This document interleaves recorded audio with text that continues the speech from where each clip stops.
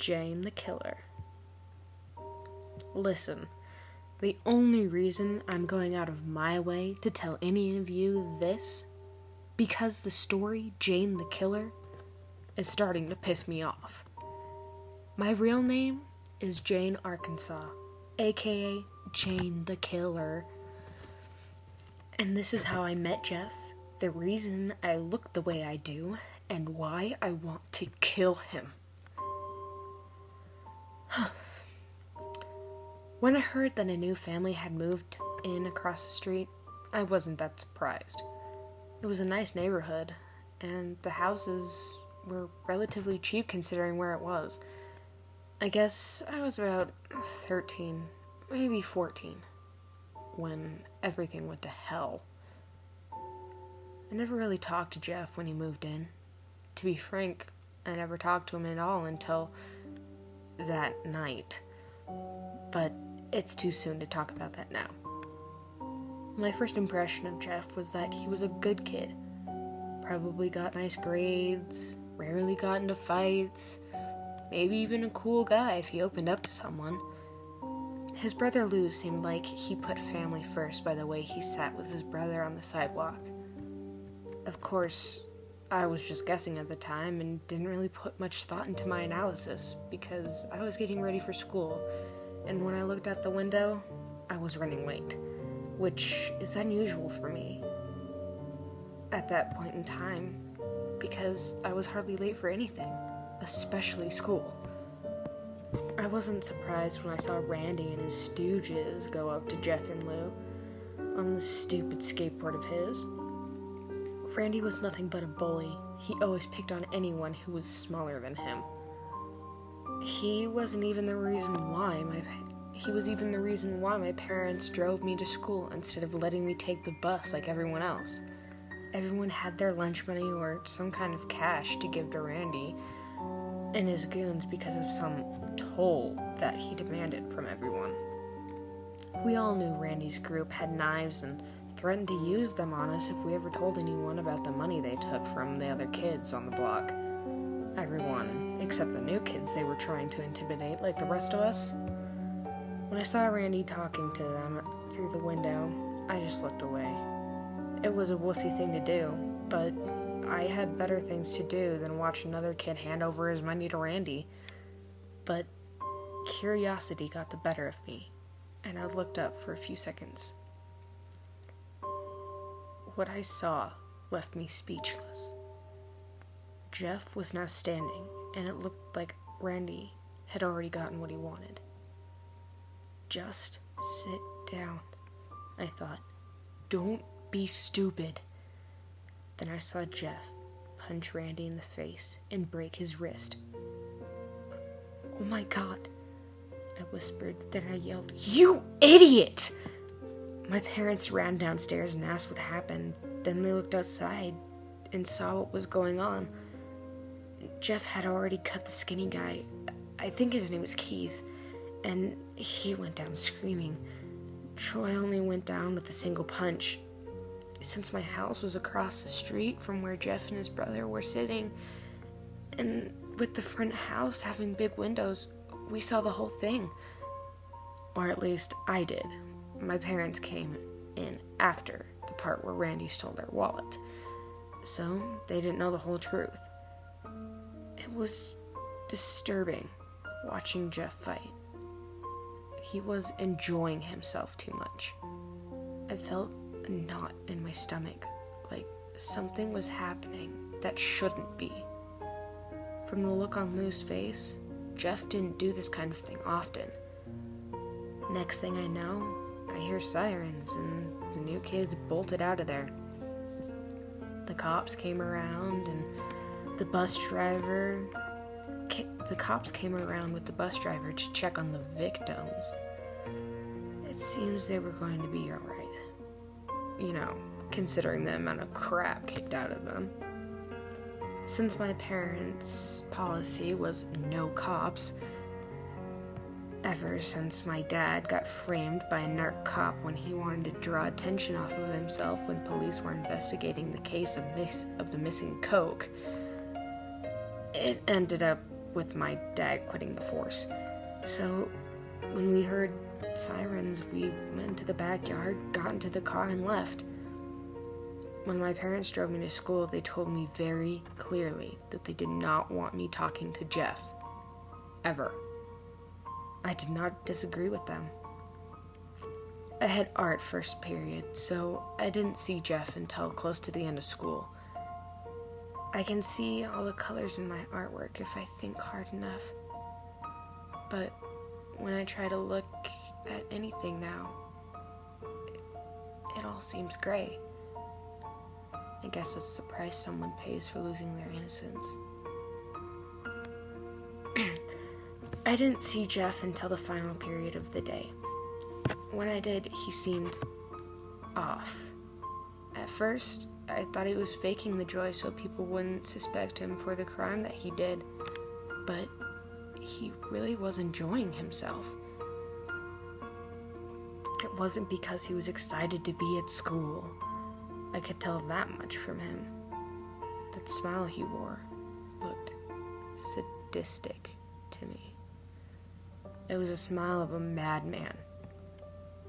The second that bell rang, I bolted out of those doors as fast as I could. Nobody but me knew what Jeff really was. A freak. The next day seemed to be passing without incident at first. Then I saw the police car in front of Jeff's house. Looks like they got you, I thought. Nobody could get away from something like that, with the neighbors watching and everything. But I was wrong with who they arrested. Instead of coming out with Jeff like I expected they would, the police came out with Lou, his brother. I was barely forming the thought of Jeff framing his brother for the assault when he came out of the house yelling at Lou. "Lou, tell him I did it!" I was able to hear him this time because the front door was open to my house. I couldn't hear what Lou said in reply to Jeff's outburst, but it was defiant, not what Jeff wanted to hear. A few seconds later, the police drove off with Lou, and Jeff was left outside with his mother. A few minutes later, she went inside the house and left Jeff outside. Although I couldn't hear him from across the street, I could tell he was crying. But who wouldn't be in this situation? The next day, rumors were starting to spread like wildfire about Lou. It took so long for the rumors to get started because everyone was afraid to talk about Randy getting his ass handed to him. When it was revealed that he wouldn't be coming back to school for a few days, everyone decided to take advantage of the fact and enjoy it as much as possible. And lots of random bullshit started popping up. I heard Lou cut off Keith's arm. Oh yeah? Well, I heard that Lou hit Troy so hard in the stomach that he ralphed up blood. That's nothing. I heard he punched Randy so hard in the nose that it came out the back of his head. And etc., etc., etc. Personally, I didn't want to have anything to do with Jeff or his brother, but he just looked so alone and upset that I had to do something. I wrote him a note telling him that he had a friend in this place and that I was going to testify at Lou's trial about what really happened. I left the note at his desk and signed the letter J before class started. Then left the room. When I came back, Jeff was in his desk and the note was gone. Saturday rolled around and I was home alone while my parents were at work. The kid next door was having a birthday party. At the time, I left my window open because I wanted a nice breeze in my room while I was doing my homework. But the kids were getting so loud I decided to close my window. I was about to close it when I saw Jeff playing with the kids. He was running around with one of those fake cowboy hats carrying a toy gun. He looked so ridiculous I had to laugh. Maybe he isn't the monster I think he is, I thought, ashamed of myself for suspecting he could have been one. As I was closing the window, I saw Randy, Keith, and Troy jump over the fence on their skateboards to where Jeff was. "Not again," I said into the open window. I saw Randy and Jeff exchange small talk, but I couldn't hear what they were saying over the sound of the kids yelling and screaming. Then Randy rushed at Jeff and tackled him. I was about to grab the phone and dial 911 when I heard Troy and Keith shout out, "Nobody interrupt. No one interrupts or guts will fly." I looked out the window again and saw they both had matching guns in their hands. I couldn't have called for help without endangering the lives of others. I couldn't have called 911 anyways. The battery in my phone was dead. Jeff was on his side, getting kicked by Randy in the face when he grabbed his foot and twisted it. Randy fell over and Jeff tried to walk back to the house when Troy grabbed him by the collar and threw him towards the house. I heard glass breaking, and I knew then that they were going to kill him. "Randy, you asshat!" I screamed at him, but he couldn't hear me over the sounds of kids screaming. I couldn't wait anymore. I ran out of my parents' bedroom searching for my dad's cell phone, hoping he forgot it at home. My heart was pounding in my chest, knowing that the longer it took for me to get help, the higher the chance of someone getting killed was. I finally found the phone underneath the bed. I wasted no time punching in the numbers. 911, hello? I need help. There's an emergency going on next door. Some guys jumped the fence and are beating somebody up. They got guns. You need to hurry, please. Okay, miss. I need you to tell me the address and I'll send help right away. I told her my address. I quickly told her my address and the address of the house next door. Please hurry, I said. It's okay. Just stay on the line. Bang! Bang! Bang! I heard loud gunshots coming from next door. I yelped and dropped the phone. It landed on the ground and broke.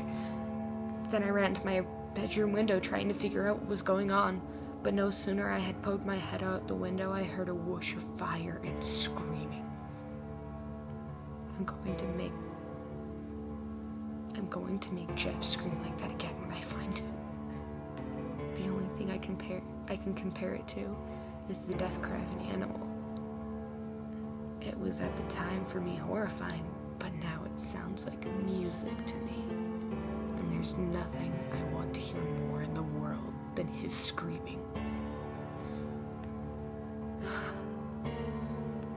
I saw fire spew out of the house like an angry dragon. I ran downstairs immediately and got the portable fire extinguisher from my kitchen and ran outside. As I was running, I dropped the pin of the extinguisher for immediate use. Luckily, the door was unlocked as I barged in and saw Jeff. I completely froze.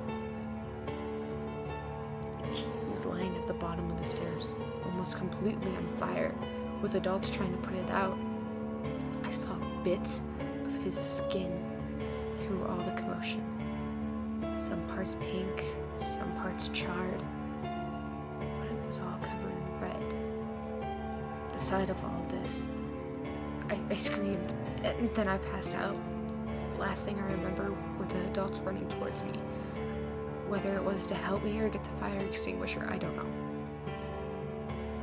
When I came to, I was in a hospital bed, wearing one of those gowns that patients wear. A nurse came in a few moments later. She had long brown hair and a bun hidden under her hat. She looked like she didn't want to be there. I asked her what happened. All I know is that you were brought in with a few other kids because you fell and hit your head on a fire extinguisher, she said, annoyed. A fire extinguisher? I reached up my hand and touched my head. I felt bandages and a large bump the size of an orange. Then I remembered Jeff. One of those guys that came in here with me. The one with the burns. Is he going to be alright? She sighed. Listen, There were 2 boys that were brought in with you that had burns, and I'm not letting you see him because he's your boyfriend. I felt my heart rise to my face. He isn't my boyfriend. I'm just worried about him. Wouldn't you be worried if someone who you just saw was burning alive in front of you? I tried to keep my voice steady, but my voice was quivering enough to make it sound like I was lying. Whatever. Your parents are here, by the way. Want to see them? She asked. Yes, of course. Anything to get me away from the nurse. My parents came in and the nurse finally left. They asked what happened. I told them everything. The fight, the note, all of it. I knew that Randy was no good, my mom said. So, have you heard anything about Jeff's condition? I asked. No, not a thing, said my dad. We just got here as soon as we heard about what happened to you. But who told you? I asked. I didn't think I saw anyone at the party that my family knew. The hospital called us, Mom said. Well, I guess that makes sense. It made absolutely no sense to me, of course. How would somebody be able to identify me without having any form of identification? I looked in the doorway and saw a man and a woman standing there. My parents followed my gaze to them too. Excuse me, but is this Jane Arkansas's room? The woman asked. Yes, my mother answered. Who are you? I'm Margaret, and this is Peter, my husband. She gestured to the man beside her. We're Jeff's parents. I sat up in my bed. I'm Isabel, and this is my husband Greg, and our daughter Jane. My mom gestured to me. So, you're the girl who ran in with the fire extinguisher? Margaret said. Yes, I replied quietly, embarrassed. Is your son all right? He just came out of surgery a few hours ago. The doctor said he will be fine. I relaxed at that thought. That's good, I said. Listen, I know what happened to Jeff and Lou on their first day of school. Then I told Jeff's parents what really happened to Randy and his crew. We had no idea Jeff was capable of something like that, Peter said. I'm willing to testify that Lou didn't beat up anyone, and that Jeff only beat up Randy and his gang in self-defense. No need, said Margaret. Lou is being released from jail after what happened to those boys. That's good, I said. We just came to say thank you for trying to help out our son, Jane. It warms my heart to see selfless people in your generation. I blushed. I did anything that anyone else would have done in my situation. I looked down. I'm not a hero. Nonsense, Margaret said. The least we can do is invite you over to our place for dinner when Jeff's out of the hospital. I looked at my mom and dad. It would be an honor, my mom said. Then it's settled. We'll call you as soon as Jeff gets out of the hospital. We said our goodbyes and then they left. About 2 days passed, and I was allowed to be released from the hospital. During that time, I had no contact with Jeff or his family. I heard that Lou was released from jail and Jeff's wounds were healing. When I got back to school, I became the center of attention, more or less because I was the only one who saw what happened at the party. But the only people I told about what happened were my friends, Danny, Marcy, and Erica. I didn't know what to tell them, so I told them what I saw. Sounds like Jeff got his ass handed to him, said Darcy. She had black raven hair and sapphire eyes. She was the most level-headed of us. Well, at least he went down with a fight. I heard he took those idiots to the hospital with him, Erica snickered. She always dressed like she was from the 80s or something. Long, thick, high, rainbow-colored socks with hair to match, and always wearing some kind of backpack with her. He also took Jane to the hospital. Maybe she was trying to beat him up too, Marcy laughed. She seemed to be the girly girl of our little group. She was a blonde with brown eyes, and nearly every time we saw her, she had some sort of pink on her. Whether it was the color of her shirt or the jewelry around her neck, and she was one of the biggest drama queens I knew, always stretching out the truth or blowing something out of proportion. I told you, I went over there to try to help Jeff because something was wrong, I muttered. I was the plain Jane. Brown hair, green eyes, completely unremarkable otherwise. Or maybe you wanted to see your love one last time before he left to go help himself, Marcy said in her dramatic voice. I just looked at her with my eyes the size of dinner plates. What? You can't deny it, Jane Arkansas. You have a crush on Jeff. Every blood cell in my body decided to migrate to my face at once when she said that. What? No, I just wanted to help him, that's all. Liar! I saw you leave that note on his desk. What was it, a confession of your love for him? No, it wasn't anything like that at all. I was just... So you admit you left him a note then? What do you mean? I was guessing. She gave me a cynical little smile and then just waited for my response. The other girls started laughing at me. Jane, it's only a joke. I was just kidding. Marcy smiled. Your face is redder than a tomato, Erica cackled. I hate all of you, I grumbled. Oh, stop being so serious. Danny put an arm on my shoulder. Come on, let's go to class. The weeks went by, everything seemed to be normal. I think Lou even made a few friends. Everything was normal and nothing happened. Then Lou came up to me one day and told me about Jeff. Excuse me, your name is Jane, right? I turned around and looked. It was Lou. Yes, you're Lou, right? Jeff's brother. Yeah.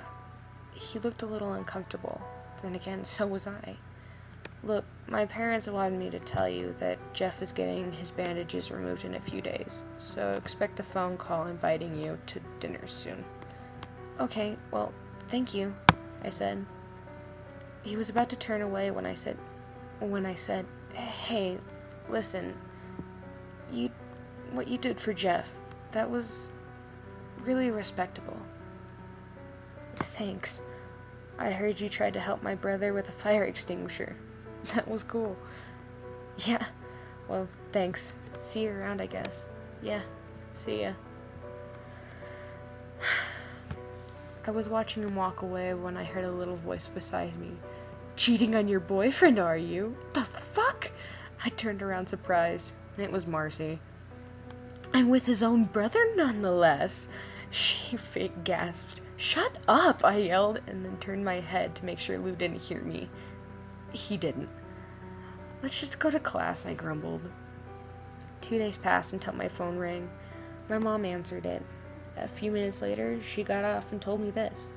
Jeff is getting out of the hospital today, Jane. I looked up at her and said, That's great. It looks like we'll be having dinner. We'll be having that free dinner in a few days, she chuckled. A few hours passed and I heard the car pull up in the driveway across the street. I looked out the window and saw it was Jeff's car in front of the house. Jeff's home, I thought. I decided to watch out for curiosity, to see what he would look like. Dear God, how wrong was I? His dad got out, then his mom, then Lou. But what I expected Jeff to look like couldn't be farther away from what I saw. He had long black hair down to his shoulders, white, leathery skin, and that smile. That smile was the same smile I saw when he was in class after he beat up Randy, Keith, and Troy.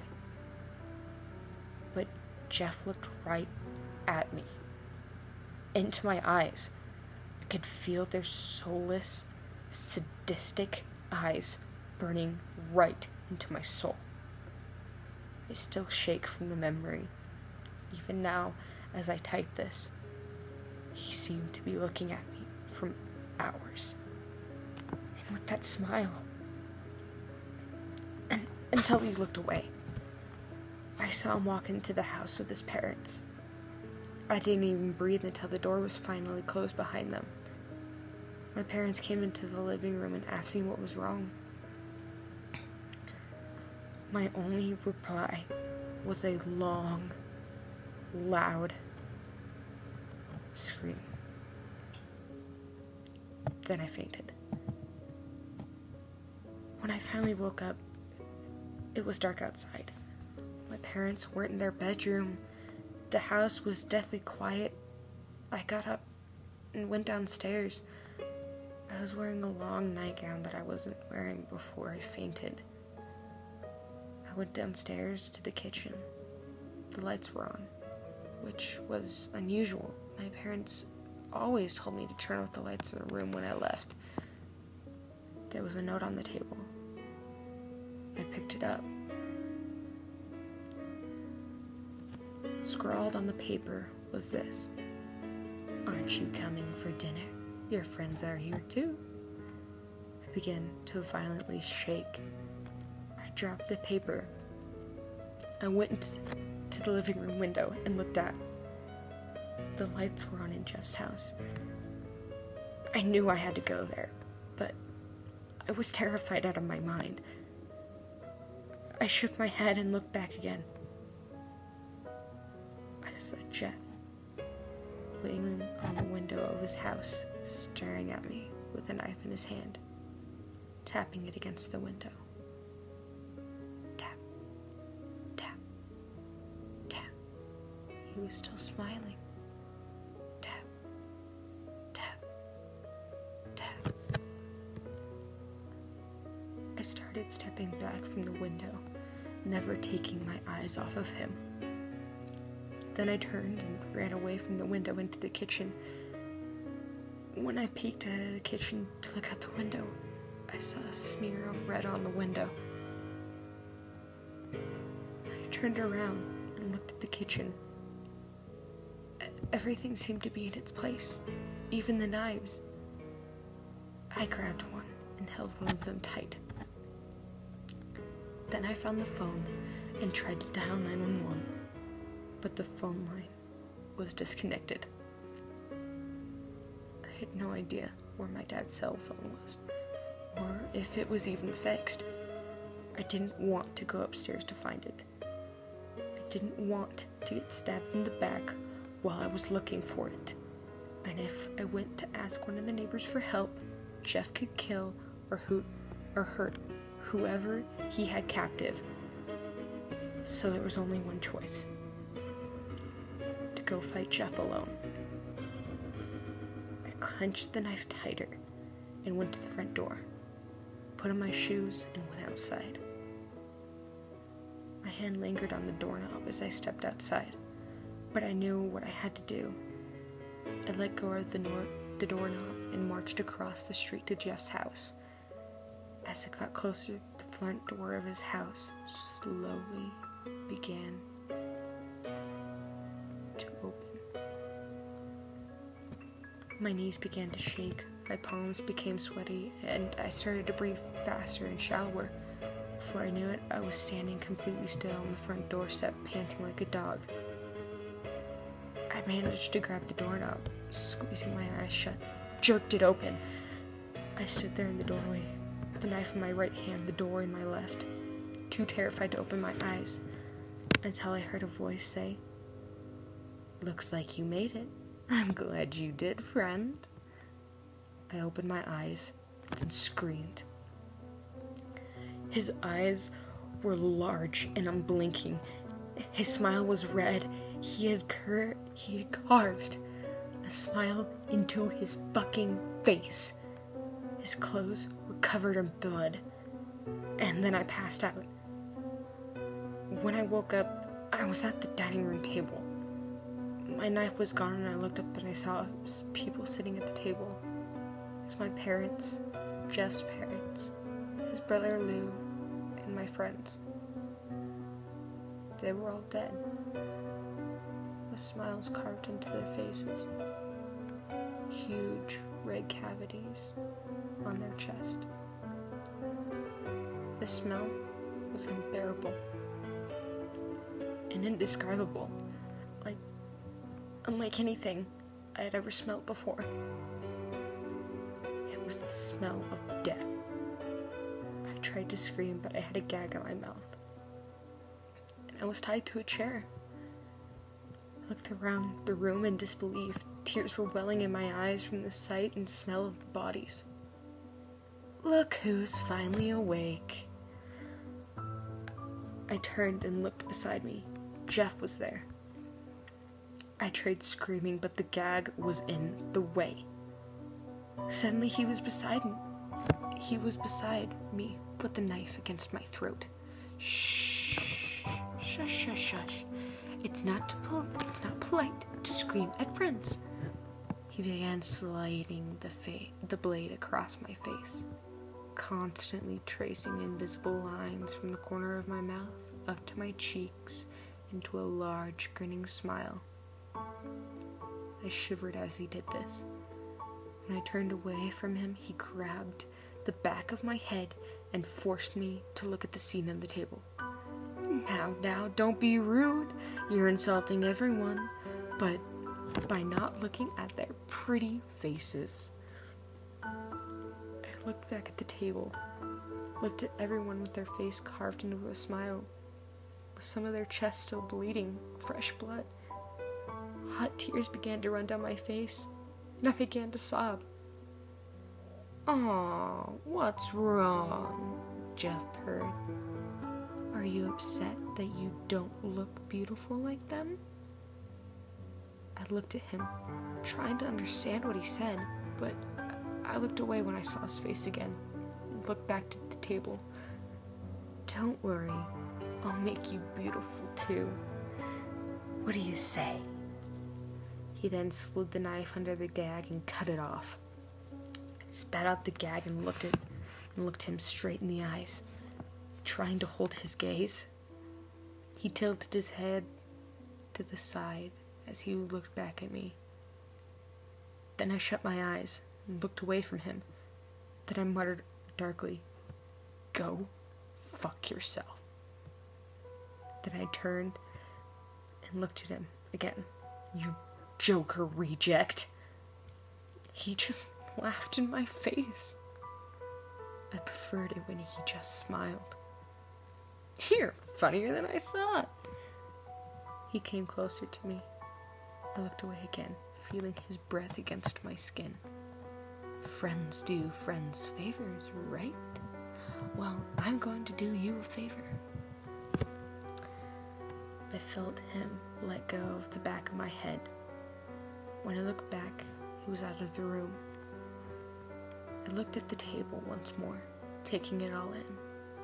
Fresh tears started to come down my face again, and I remembered my family and friends who were alive only a few hours ago. I was still crying when Jeff came back. "Don't cry," he said. "It'll all be over soon." I looked down at him and saw what he was holding. A jug of bleach and a can of gas.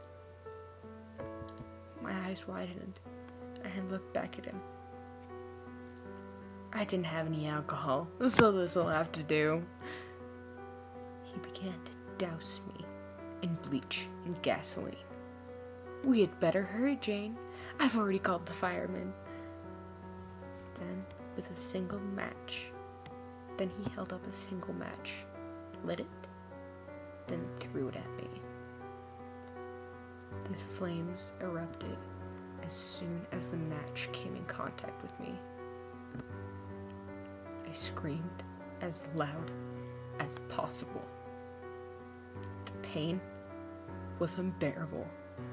I could feel the flesh melting off my body, the heat invading every pore in my body, blood evaporating in its veins, my bones becoming charred and brittle. Before I blacked out, I heard Jeff laughing. "See you later, my friend. I hope you become as beautiful as I am." Then everything went black. When I woke up, I was sitting in a hospital bed, bandaged from head to toe. Everything was spinning. It hurt to blink and breathe. I looked around and saw an empty room, groan loudly because my mouth was bandaged. Everything hurt. A nurse came in a few minutes later. "Jane, can you hear me?" I looked towards her. The room started spinning even more. "Jane, I'm your nurse, Jackie. I don't know how to say this, but your family died in the fire. I'm sorry." Tears started falling down my face again. I sobbed. "No, honey, don't cry. You won't be able to breathe if you do." I couldn't stop. "Jane, I'm going to give you something to help you calm down, all right?" I felt something run into my bloodstream. Then I fell asleep again. When I woke up, I could move more. My body wasn't as bandaged as it was the first time I woke up. I looked around and saw my room had flowers in it. Some were fresh, some were dying. I tried to get up, but the nurse came in and put me back down. "Easy, Jane. You've been asleep for a while. Try to take it easy." I tried to speak. My voice came out rough and sandpapery. How long was I asleep? "Almost 2 weeks. You were put into a medically induced coma in order for your body to heal. I'm the same nurse you saw the first time you woke up." "Give me a mirror," I said. "Jane, I don't think that's what—" "Give me a mirror!"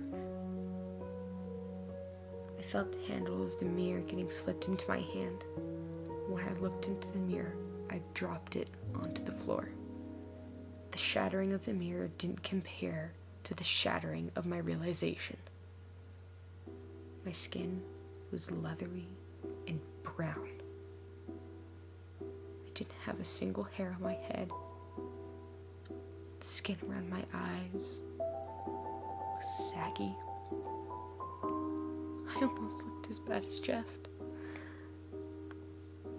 Everything came flooding back to me. I began to cry harder than ever before.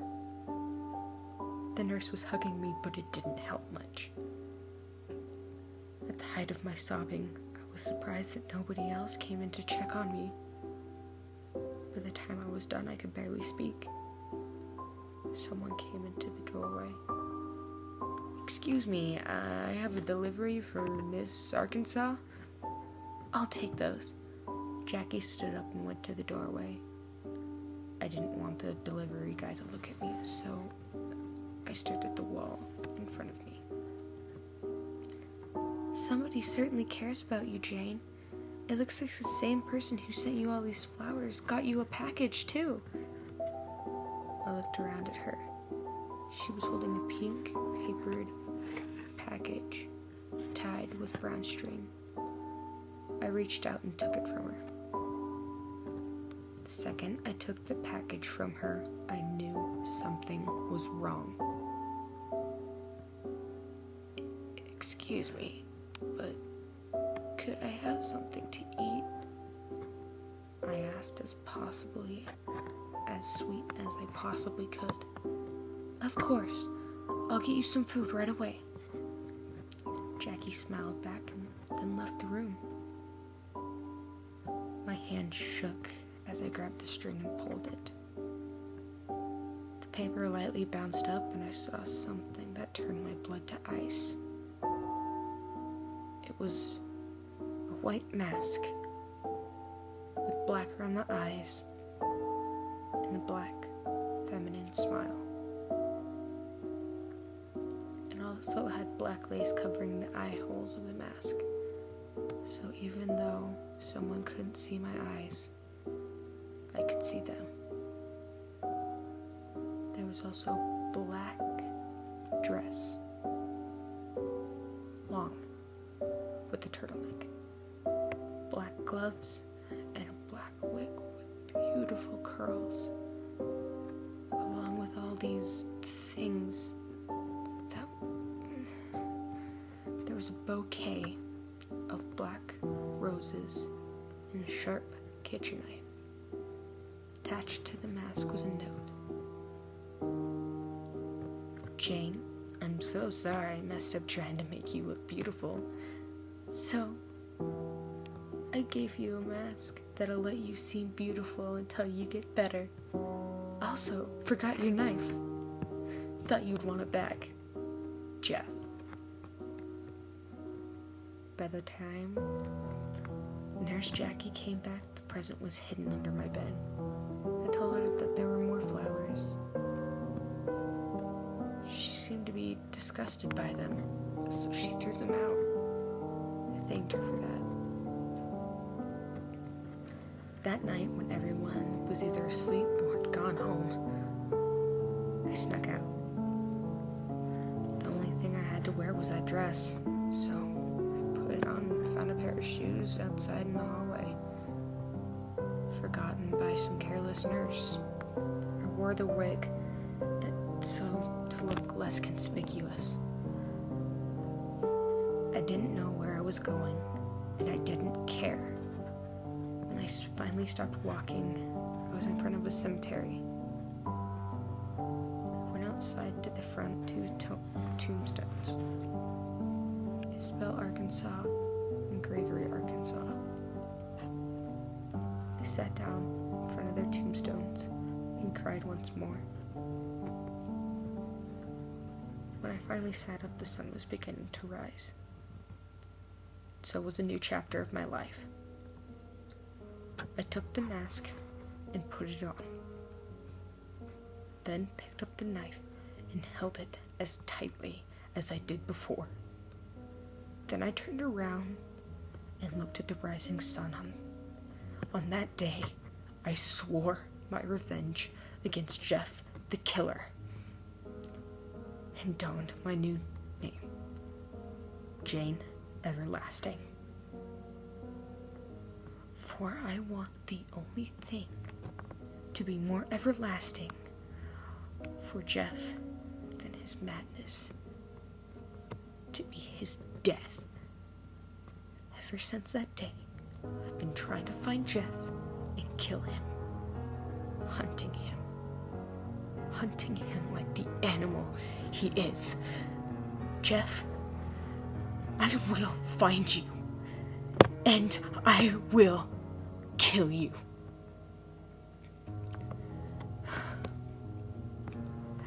As for the photo that has been popping up of me saying, "Don't go to sleep, you won't wake up," that pretty much explains what I want to do with Jeff's victims.